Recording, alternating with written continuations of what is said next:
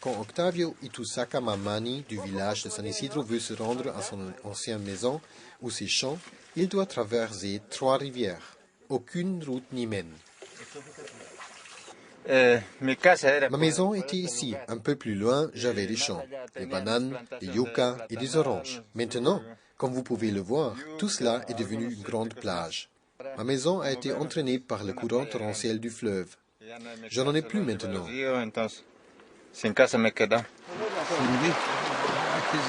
Les autres villageois ne peuvent pas vraiment aider ceux dont le champ se trouve encore plus loin. Il est trop difficile d'y accéder et les villageois ont déjà assez de travail avec leur propre champ. C'est un vrai problème, estime Elvis Caero, un employé de Caritas sur place. Le fleuve a divisé le village en 2 et détruit les routes. Maintenant, il est devenu difficile de transporter les fruits.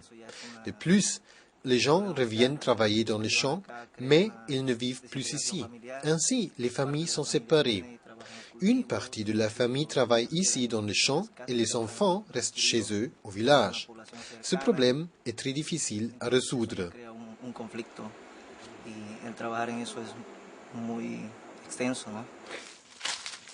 Grigori Castellon, une agriculteuse âgée de 40 ans qui possède des champs encore plus éloignés, doit affronter de nombreux problèmes.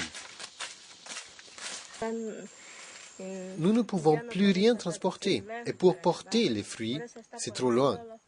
C'est pour cela que toutes les bananes sont en train de pourrir. Elles sont déjà mûres et plus loin, il y a du yucca. Il y en a 4 hectares qui sont également en train de pourrir parce que nous ne pouvons pas les récolter.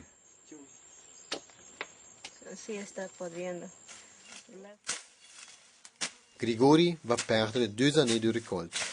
Caritas ne peut pas arrêter le changement climatique ou les inondations, mais l'organisation essaie d'en atténuer les conséquences pour les villageois. Nous essayons de les convaincre qu'il serait mieux pour eux de vivre ensemble dans un seul village.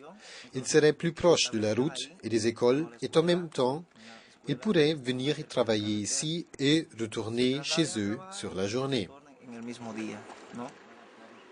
Une des difficultés principales est de faire comprendre l'idée de prévention aux villageois, estime Elvis.